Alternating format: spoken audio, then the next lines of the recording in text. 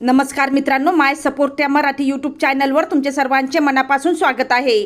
संपूर्ण महाराष्ट्रासाठी आताच्या क्षणाच्या सर्वात मोठ्या आणि महत्त्वाच्या ठळक बातम्या। राज्यात 10 धडाकेबाज निर्णय। उद्यापासून सर्वांना खुशखबर। 2 मे शनिवार काही मिनिटापूर्वीच्या ह्या बातम्या आहेत। या संदर्भात सविस्तर माहिती या व्हिडिओत जाणून घेऊया। तत्पूर्वी तुम्ही माय सपोर्ट या मराठी यूट्यूब चॅनलवर नवीन असाल तर खाली दिलेल्या लाल रंगाच्या सबस्क्राइब बटनावर क्लिक करा आणि समोरील बेल आयकॉन क्लिक करा, जेणेकरून महाराष्ट्राच्या ताज्या बातम्या तुमच्यापर्यंत सर्वात आधी पोहोचतील। तर चला सविस्तर बातम्या जाणून घेऊया। तर बघा, पहिली सर्वात मोठी आणि सर्वसामान्यांसाठी महत्त्वाची बातमी। महाराष्ट्र ऑटो रिक्षा आणि टॅक्सी चालकांसाठी एक महत्त्वाचा निर्णय घेतला गेला आहे।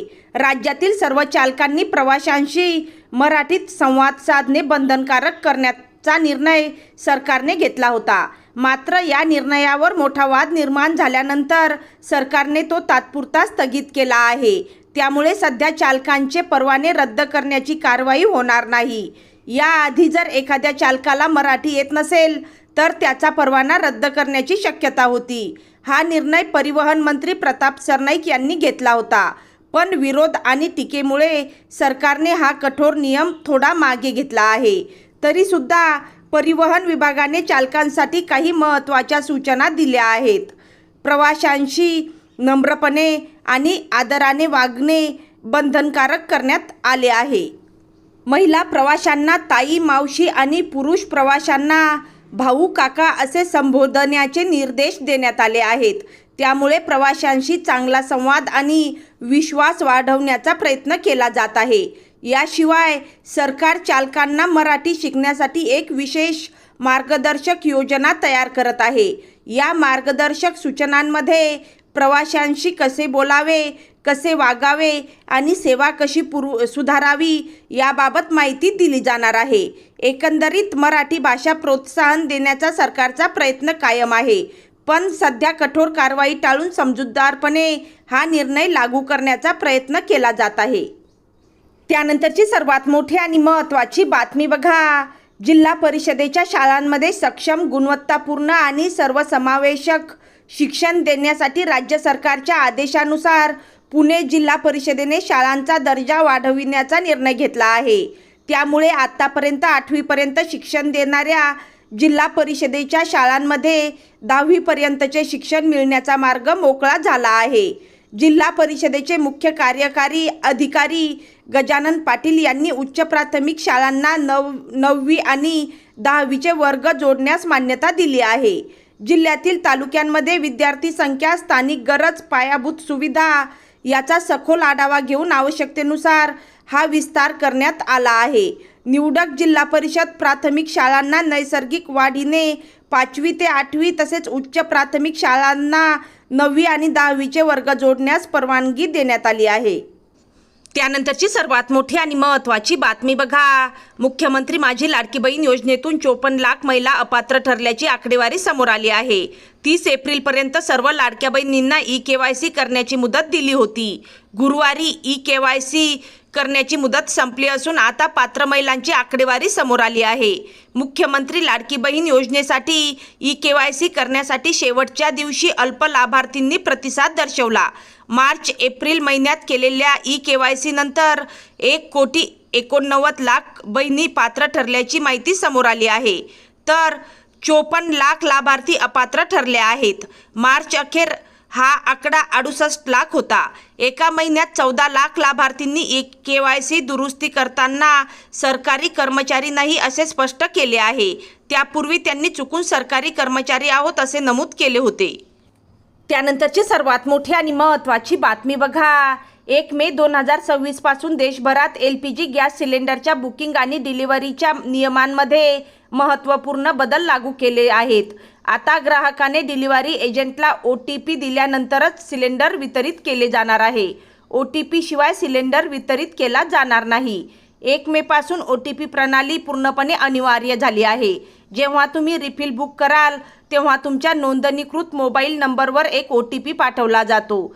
डिलिव्हरीच्या वेळी हा OTP डिलिव्हरी करणाऱ्या व्यक्तीला दाखवणे आवश्यक असेल। आता केवळ ब्लू बुक किंवा पावती दाखवून सिलेंडर घेता येणार नाहीत। अनुदानित गॅसचा गैरवापर आणि त्याचा अपहार रोखणे हा या प्रणालीचा मुख्य उद्देश आहे. त्यानंतरची सर्वात मोठी आणि महत्त्वाची बातमी बघा. राज्यात 1 मे पासून राष्ट्रीय जनगणनेच्या पहिल्या टप्प्याला सुरुवात होत असून यावेळी प्रथमच स्वगणनाचा पर्याय नागरिकांसाठी उपलब्ध करण्यात आला आहे. हा टप्पा ऐच्छिक असणार असून 1 मे ते 15 मे या कालावधीत नागरिकांना अधिकृत संकेतस्थळावरून स्वतःच्या कुटुंबाची माहिती ऑनलाईन भरता येणार आहे. राज्याच्या मुख्य प्रधान जनगणना अधिकारी डॉक्टर निरुपमा डांगे यांनी गुरुवारी ही माहिती दिली. देशातील ही पहिली पूर्णतः डिजिटल जनगणना ठरणार असून नागरिकांच्या सहभागाला यामध्ये विशेष महत्त्व देण्यात आले आहे. प्रक्रिया यशस्वी जनगणना होण्यासाठी नागरिकांनी स्वयंस्फूर्तीने माहिती द्यावी असे आवाहन प्रशासनाने केले आहे. त्यानंतरची सर्वात मोठी आणि महत्त्वाची बातमी बघा. कडाक्याच्या उन्हामुळे महाराष्ट्र होरपळून निघाला आहे. राज्याच्या वातावरणात सतत बदल होत असताना दिसून येत आहेत. कधी उन्हाचा तडाखा तर कधी अवकाळी पाऊस बरसत आहे. आता हवामान विभागाने राज्यात पुन्हा एकदा अवकाळी पाऊस बरसणार असल्याचा अंदाज वर्तवला आहे. हवामान विभागाने वर्तवलेल्या अंदाजानुसार 2 मे रोजी कोकण, गोवा जिल्ह्यांमध्ये अंशतः ढगाळ वातावरण राहण्याची दाट शक्यता आहे. मध्य महाराष्ट्र आणि मराठवाडा जिल्ह्यांमध्ये मुख्यतः निरभ्र हवामान राहण्याची दाट शक्यता आहे. तर 3 मे पासून राज्यातील काही भागात मेघगर्जनेसह विजांचा कडकडाट आणि सोसाट्याचा वारा वाहण्याची शक्यता आहे. हवामान विभागाने वर्तवलेल्या ताज्या अंदाजानुसार 3 मे पासून ते 5 मे दरम्यान राज्यातील काही भागात अवकाळी पाऊस पडणार आहे. विदर्भातील काही जिल्ह्यात मेघगर्जनेसह विजांचा कडकडाट होण्याची शक्यता वर्तवण्यात आली आहे.